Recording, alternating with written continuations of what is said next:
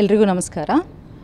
ಇವತ್ತು ನಮ್ಮ ಭಾಗದ ಚಳ್ಳಕೆರೆ ನನ್ನಿವಾಳ ಗ್ರಾಮದಲ್ಲಿ ಈ ಒಂದು ವಾರಗಳ ಕಾಲ ನಡೆದಂತಹ ವಿಶಿಷ್ಟ ಹಬ್ಬದ ಆಚರಣೆಯನ್ನು ನೀವೀಗ ಏನು ನೋಡ್ತಾ ಇದ್ದೀರಾ, ಇದು ನಮ್ಮ ಭಾಗದಲ್ಲಿ ಅತ್ಯಂತ ವಿಶೇಷ ಅನ್ನಿಸ್ಕೊಂಡಿರೋಂಥ ಒಂದು ಸಂಸ್ಕೃತಿ. ಈಗ ಕರ್ನಾಟಕಕ್ಕೆ ಅಂತ ಬಂದರೆ ಅಥವಾ ಭಾರತಕ್ಕೆ ಅಂತ ಬಂದರೆ ಅನೇಕ ಸಂಸ್ಕೃತಿಗಳು, ಅನೇಕ ಆಚರಣೆಗಳು, ಸಂಪ್ರದಾಯಗಳನ್ನು ನೋಡ್ತೀವಿ. ಅನೇಕ ವೈವಿಧ್ಯತೆಗಳಲ್ಲಿ ಏಕತೆ ಅನ್ನೋದನ್ನು ಸಾರುವಂತಹ ಸಂಸ್ಕೃತಿಗಳನ್ನು ನೋಡ್ತೀವಿ. ಅದೇ ರೀತಿಯಾಗಿ ನಮ್ಮ ಭಾಗದಲ್ಲಿ ಸಹ ಒಂದು ಬುಡಕಟ್ಟು ಸಂಸ್ಕೃತಿ, ವಿಶೇಷವಾಗಿ ಮ್ಯಾಸಬೇಡರ ಒಂದು ಆಚರಣೆಗೆ ಸಂಬಂಧಿಸಿದಂತಹ ಗುಗ್ಗರಿ ಹಬ್ಬವನ್ನು ನೀವೀಗ ನೋಡ್ತಾ ಇದ್ದೀರಾ. ಈ ಹಬ್ಬದ ವಿಶೇಷ ಆಚರಣೆ ಹಲವಾರು ಇದ್ರೂ ಒಂದು ಪ್ರಮುಖವಾಗಿ ಆಕರ್ಷಣೀಯ ಅಂತ ಅನಿಸೋದು ಅತ್ತೆ ಸೊಸೆಯಂದಿರ ಡಿಕ್ಕಿ ಹಬ್ಬ ಅಂತಕ್ಕಂಥದ್ದು.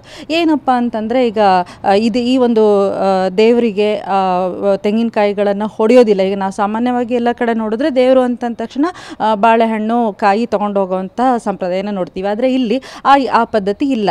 ಆದರೆ ಇದೊಂದು ವಿಶಿಷ್ಟವಾಗಿ ಅತ್ತೆ ಸೊಸೆಯರನ್ನು ಸೇರಿಸೋ ಹಬ್ಬ ಅಂತಲೇ ನಾವು ಹೇಳ್ಬೋದು. ಈಗ ಯಾವುದೇ ಒಂದು ಹಬ್ಬ ಆದ್ರೂ, ಆಚರಣೆ ಆದ್ರೂ ಸಹ ಅಲ್ಲೊಂದು ಏನೋ ಒಂದು ವಿಶೇಷತೆ ಇರುತ್ತೆ.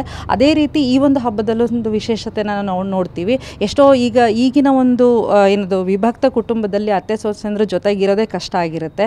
ಸೊ ಅಂಥ ಸಂದರ್ಭದಲ್ಲಿ ಅತ್ತೆ ಸೊಸೆಯರನ್ನು ಸೇರಿಸುವಂಥ ಹಬ್ಬ ಇದಾಗಿದೆ. ಇಲ್ಲಿ ನೋಡಿದಾಗ ಎಷ್ಟೊಂದು ಅತ್ತೆ ಸೊಸೆಯಂದರು ಸೇರ್ಕೊಂಡಿದ್ದಾರೆ, ನೋಡಿದ್ದೀರಾ. ಹಬ್ಬನ ತುಂಬ ಖುಷಿಯಾಗಿ ಆಚರಣೆ ಮಾಡ್ತಾ ಇದ್ದಾರೆ. ಅಂದರೆ ಒಂದು ಆ ಉನ್ಮಾದದಲ್ಲಿ ಸೇರ್ಕೊಂಡಿದ್ದಾರೆ. ನಾವು ದೇವರಿಗೆ ನಮ್ಮ ಭಕ್ತಿಯನ್ನು ಸಮರ್ಪಿಸ್ತೀವಿ ಅನ್ನೋ ರೀತಿಯಲ್ಲಿ ಸೇರಿಸ್ಕೊಂಡಿದ್ದಾರೆ.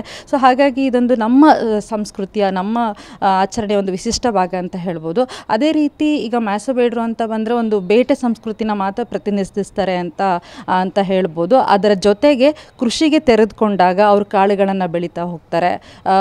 ಇದು ದಿನಕ್ಕೆ ಬೇಕಾದ ಆಹಾರಕ್ಕೆ ಬೇಕಾದಂತಹ ಬೆಳೆಗಳನ್ನು ಬೆಳೆದುಕೊಂಡು ಮೊದಲ ಏನು ಬೆಳೆ ಬಂದಿರುತ್ತಲ್ಲ ಅದನ್ನು ಒಂದು ಎಲ್ಲ ಬೆಳೆಗಳನ್ನು ಸೇರಿಸಿ ಆಹಾರವಾಗಿ ಅವರು ಸೇವನೆ ಮಾಡ್ತಾರೆ. ಅದನ್ನು ದೇವರಿಗೆ ನೈವೇದ್ಯ ಮಾಡಿಬಿಟ್ಟು ಗುಗ್ಗರಿ ಹಬ್ಬ ಅಂತ ಮಾಡ್ತಾರೆ. ಹಾಗಾಗಿ ಇದು ಈ ಭಾಗದ ಮತ್ತು ನಾಡಿನ ವಿಶಿಷ್ಟ ಆಚರಣೆಗಳಲ್ಲಿ ಒಂದು ಅಂತ ನಾನು ಹೇಳಕ್ಕೆ ಇಷ್ಟಪಡ್ತೀನಿ.